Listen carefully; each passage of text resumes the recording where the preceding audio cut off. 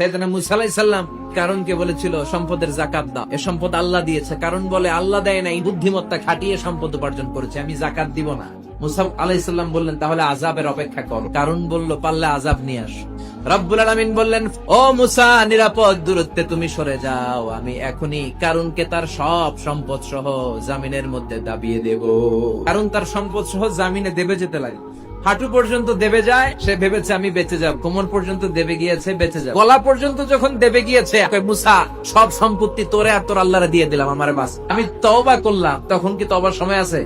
ফেরাউনের একই দশা, লোহিত সাগরের পানি খেতে খেতে ফেরাউনের পেটটা যখন এত বড় হয়ে যায়, ফেরাউন হাত তুলে বলে আমি মুসলমান। আল্লাহ বলে দ্য টাইম ইজ আপ, সময় শেষ।